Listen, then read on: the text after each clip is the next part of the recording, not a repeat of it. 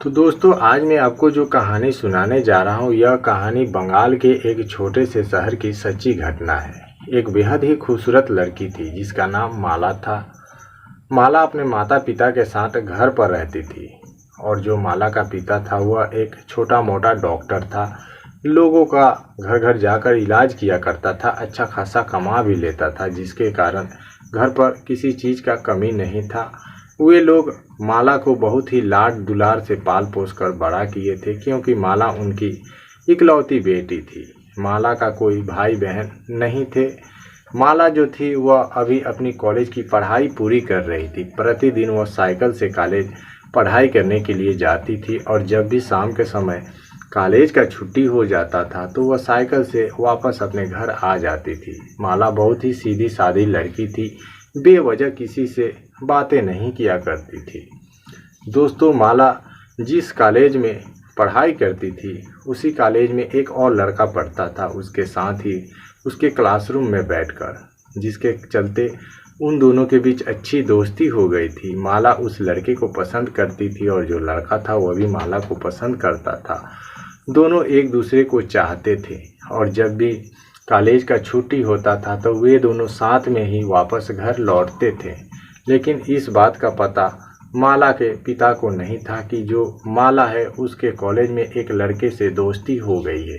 दोस्तों एक दिन की बात है, काफ़ी तेज़ बारिश हो रही थी और माला को कॉलेज जाना था। देर हो रही थी और माला को समझ नहीं आ रहा था कि अब वह क्या करे। फिर दोस्तों माला का ध्यान उसके घर के कोने में रखे गए छाता पर चला जाता है। दोस्तों जब वह छाता को देखती है तो काफ़ी निराश हो जाती है क्योंकि जो छाता था उसका कपड़ा फट चुका था। उसके बाद दोस्तों उस दिन माला बारिश के चलते और छाता ठीक न होने के चलते वो स्कूल नहीं जा पाती है, घर पर ही रुक जाती है और दोस्तों काफ़ी उदास भी हो जाती है। फिर उसके बाद जब बारिश ख़त्म हो जाती है तो दोस्तों माला अपनी उस छाता को लेकर एक बगल में ही छाता बनाने वाले मिस्त्री के पास जाती है। दोस्तों जब माला छाता को लेकर उस मिस्त्री के पास जाती है तो दोस्तों वह मिस्त्री जब माला को देखता है तो देखता ही रह जाता है क्योंकि माला बहुत ही खूबसूरत थी। दोस्तों जो मिस्त्री था उसका नाम था गोपाल। गोपाल बिहार का रहने वाला था और बंगाल में कमाने खाने के लिए गया हुआ था और दोस्तों वह बहुत ही अच्छा छाता बनाने का मिस्त्री था। दोस्तों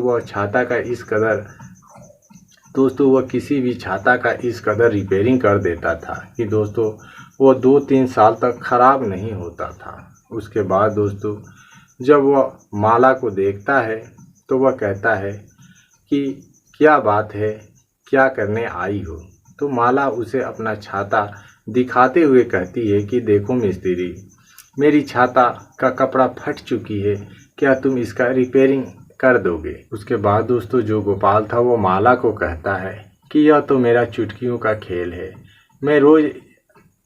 मैं रोज़ ऐसा कितना छाता रिपेयरिंग करता हूँ, लेकिन इस छाता का रिपेयरिंग करने से पहले इसका कपड़ा उतारना पड़ेगा। उसके बाद दोस्तों जो माला थी वो गोपाल को कहती है कि तुम्हें जो करना है सो करो, लेकिन पानी अंदर नहीं गिरना चाहिए। उसके बाद दोस्तों जब गोपाल इतना बात माला के मुंह से सुनता है तो दोस्तों वह अचंभे में पड़ जाता है कि यह कैसी लड़की है। फिर दोस्तों जो गोपाल था वह झटपट माला का छाता रिपेयरिंग करने लगता है और दोस्तों लगभग 10 से 15 मिनट के अंदर वह छाता को एकदम बिल्कुल नए छाता के जैसा बना देता है और माला को दे देता है। उसके बाद जो माला थी उस गोपाल को कहती है कि कितना तुम्हारा पैसा हुआ। फिर उसके बाद गोपाल माला को कहता है कि इसके बदले में मुझे पैसा नहीं चाहिए, केवल तुम एक बार मुझे थैंक यू बोल दो और समझ लो कि मेरा पैसा मिल गया। दोस्तों जो गोपाल था वह भी शादी करने के लायक हो गया था और दोस्तों अभी तक वह कुंवारा था, शादी हुआ नहीं था। और जब पहली बार वह माला को देखा तो दोस्तों पहले ही नज़र में वह माला को अपना दिल दे बैठा। उसके बाद दोस्तों माला गोपाल को थैंक यू बोलकर वहाँ से छाता लेकर अपने घर चली गई। दोस्तों उसके बाद जो गोपाल था अब आए दिन माला को जब भी माला उस रास्ते से गुजरती थी देखता था, निहारता था और जब भी माला का नज़र गोपाल पर पड़ जाता था तो माला भी गोपाल को देखकर हंस देती थी। फिर दोस्तों एक दिन की बात है, बारिश बहुत तेज हो रही थी और उस दिन माला जो थी अपनी छाता घर पर ही भूल गई थी। फिर दोस्तों मदद मांगने के लिए माला उस गोपाल के दुकान पर आती है और गोपाल से कहती है कि गोपाल प्लीज़ यदि एक्स्ट्रा कोई छाता तुम्हारे पास है तो मुझे दे दो, मैं कॉलेज से लौटते वक्त तुम्हें वह छाता लौटा दूंगी। उसके बाद दोस्तों गोपाल एक छाता अपनी ओर से दे देता है। माला उसे लेकर कॉलेज पढ़ने के लिए चली जाती है और जब शाम का छुट्टी होता है तो माला आकर गोपाल को वह छाता दे देती है। फिर दोस्तों इसी तरह से उनका यह मुलाकात का सिलसिला चलता रहता है। एक दिन की बात है दोस्तों, सुबह के करीब 10 बज रहे थे और जो गोपाल था वह अपने दुकान पर खाली बैठा था, कोई कस्टमर था नहीं। उसी समय माला जो थी वह अपने कॉलेज पढ़ाई करने के लिए साइकिल से जा रही थी। तभी दोस्तों गोपाल जब माला को देखता है तो दौड़कर उसके पास जाता है और कहता है कि माला आई लव यू।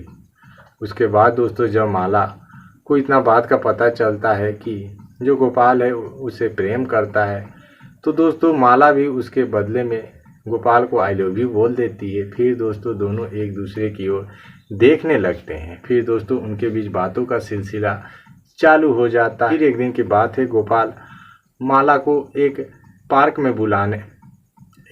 में मिलने के लिए बुलाता है और जब माला उस पार्क में गोपाल से मिलने के लिए जाती है तो गोपाल कहता है कि माला मैं एक मजदूर आदमी हूँ और तुम्हारा पिता एक डॉक्टर है, अच्छा खासा तुम्हारा घर परिवार है और घर में किसी चीज़ का कमी नहीं है, तुम सुखी संपन्न घर से बिलोंग करती हो। क्या मेरी और तुम्हारी शादी का जो रिश्ता है वह तुम्हारा पिताजी मंजूर करेंगे? उसके बाद दोस्तों जो माला थी वह गोपाल को कहती है यदि पिताजी नहीं मानेंगे तो हम दोनों भाग कर शादी कर लेंगे। दोस्तों उसके बाद गोपाल कहता है कि नहीं, देखो तुम मेरे 2 दिन के प्यार के लिए अपने पिता को ठुकरा दोगी? नहीं, जो कुछ भी होगा पिताजी के मर्जी से ही होगा। उसके बाद दोस्तों जो माला थी वो अपने घर जाती है। घर जाने के बाद वह सारा बात अपने पिता को बताती है। पहले तो पिता नाराज़ हो जाता है, शादी के सख्त खिलाफ हो जाता है, लेकिन बाद में जब माला गोपाल के बारे में बताती है कि जब उसने गोपाल से बोली थी कि भागकर हम दोनों शादी कर लेंगे, तो गोपाल उसे यह बात बोला था कि मेरे 2 दिन के प्यार के लिए तुम अपने पिता के बरसों का प्यार भूल जाओगी, उसे ठुकरा कर चली जाओगी। दोस्तों जब इतना बात का पता माला के पिता को लगता है तो जो माला का पिता था वो गोपाल के बारे में सोचने लगता है और सोचता है कि जो गोपाल है कितना उच्च विचार का है।